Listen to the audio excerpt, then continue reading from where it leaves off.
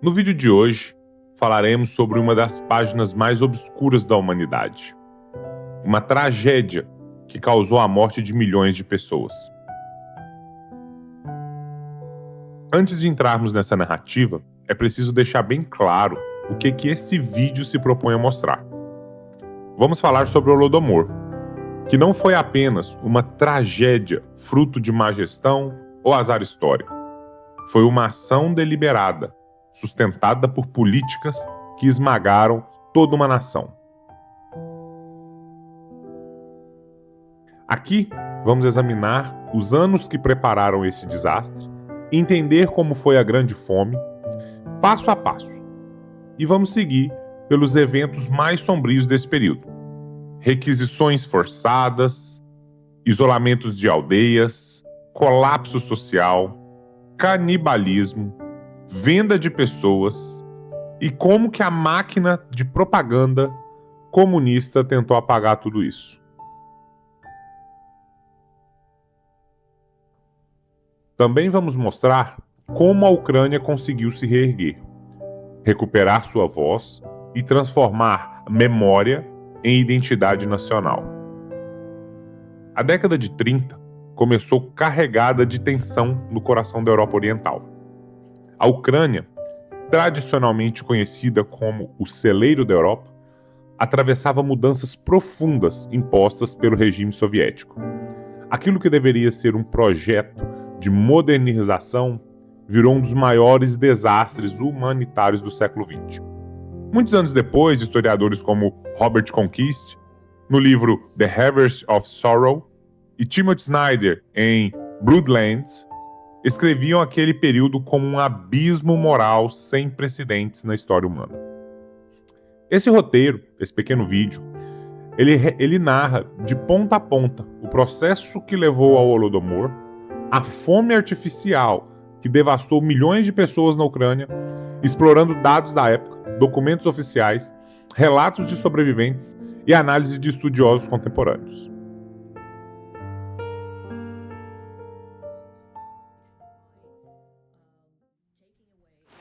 No final da Primeira Guerra Mundial, a Ucrânia passou por ciclos de independência curta e ocupações sucessivas. A partir de 1922, integrada à União Soviética, ela se tornou peça-chave na estratégia agrícola de Moscou. A região produzia enormes quantidades de trigo, cevada e beterraba açucareira. Em 1928, antes da coletivização, a produção de grãos ucranianos ultrapassava 23 milhões de toneladas, segundo o economista soviético Lev Kopelev. Quando Stalin implementou a coletivização forçada, milhares de propriedades privadas foram incorporadas às fazendas coletivas. Os camponeses que resistiram eram rotulados de kulaks. Estes foram deportados em massa. Historiadores já estimaram mais de 1,8 milhão de ucranianos deportados entre 1930 e 1931. Essas políticas destruíram rapidamente o sistema produtivo. A improvisação soviética, combinada com metas irreais, abria caminho para uma tragédia. Stalin queria exportar grãos para financiar a industrialização acelerada da União Soviética. A cúpula de Moscou exigiu que a Ucrânia entregasse 7,7 milhões de toneladas de grãos em 1932, mesmo sabendo que o país não conseguiria isso, nem teoricamente. Segundo arquivos soviéticos, houve uma queda catastrófica naquele ano, causada principalmente por sabotagem, falta de máquinas, perda de agricultores experientes e adoção forçada de fazendas coletivas, ou seja, eram do Estado, tomadas pelo Estado, e você trabalhava para o Estado. Ainda assim, o regime confiscou praticamente tudo. Autoridades do GPU vasculhavam casas, celeiros e até jardim. Havia ordens explícitas para levar cada semente encontrada. Inclusive, existia o que chamavam de Lei das Espigas, que criminalizava qualquer camponês pego com restos de colheita. Crianças eram presas por carregar 2 mãos de trigo. Nesse cenário, a fome começou a se espalhar no final de 1932.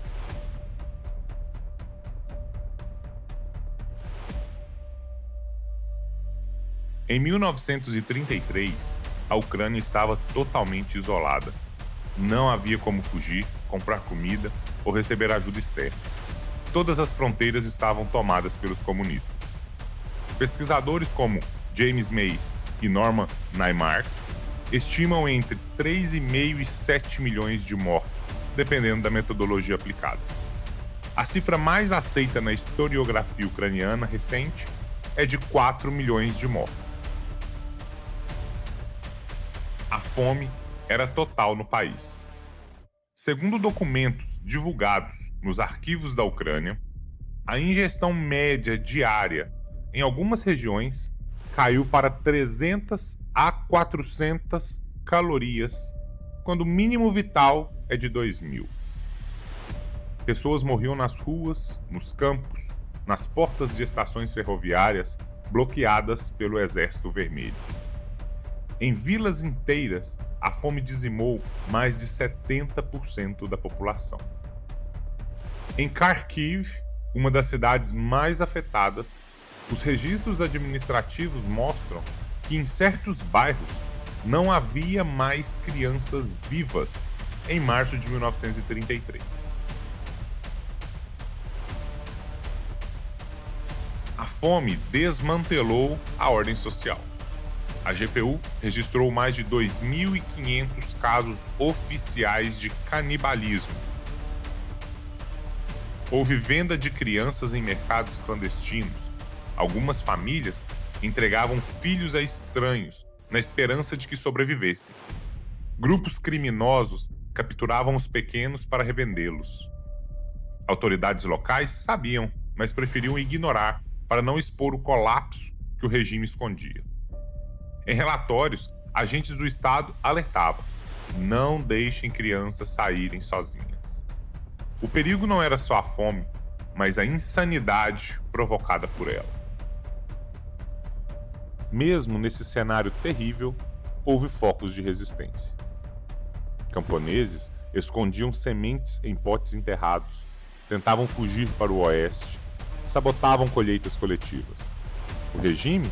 Bom, esse respondeu com policiamento militarizado, bloqueios internos, deportações e, inclusive, execuções. Comissários soviéticos relatavam algumas aldeias com tendências nacionalistas, indicando que Moscou via a cultura e a identidade ucraniana como ameaças diretas. Em paralelo, instituições culturais e religiosas foram perseguidas, líderes intelectuais presos ou executados. E como a Ucrânia conseguiu sair desse abismo? Bom, a saída foi lenta, desigual e principalmente dolorosa. Começou com a redução dos confiscos, entre 1933 e 1934. Muito pressionado pela queda brutal da produtividade, Joseph Stalin autorizou alguns ajustes. Grãos deixaram de ser confiscados em quantidades absurdas. Isso não foi generosidade, foi apenas um pragmatismo para impedir o colapso total do Estado. Depois veio a reintrodução limitada de hortas familiares. Pequenas áreas privadas voltaram a ser permitidas. Esses jardins pessoais salvaram milhões nos anos seguintes, responsáveis por até 1/3 dos alimentos consumidos em algumas regiões. As safras de 1934 e 1935 foram melhores. Ainda não eram abundantes, mas suficientes para reduzir drasticamente a mortalidade. A Ucrânia voltou a produzir cerca de 20 milhões de toneladas de grãos em 1935.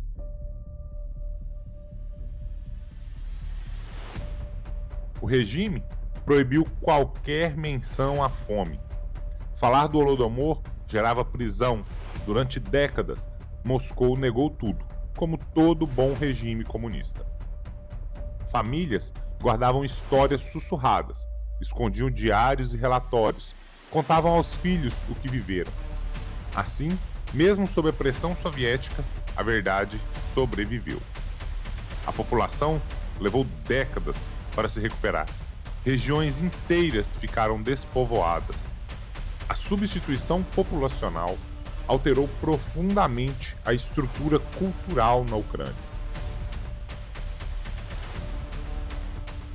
Somente nos anos 80, com James Mace e o projeto da Comissão da Fome da Ucrânia, os arquivos começaram a ser estudados.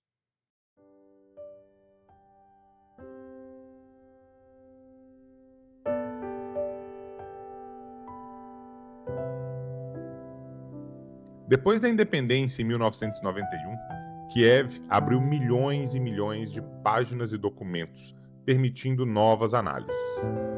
Timothy Snyder concluiu que o Holodomor deve ser entendido como um elemento central da política soviética de controle sobre a Ucrânia.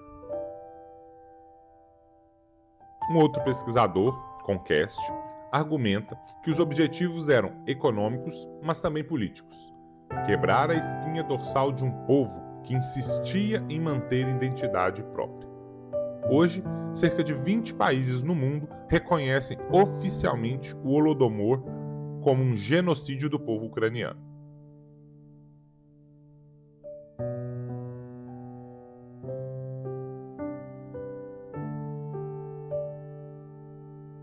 O Holodomor não é apenas um evento histórico, é um lembrete brutal de como políticas estatais podem destruir vidas em escala inimaginável.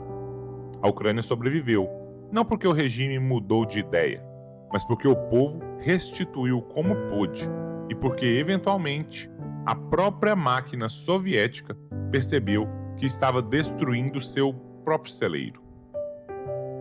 A lembrança permanece como um testemunho da dignidade humana, mesmo em condições inumanas.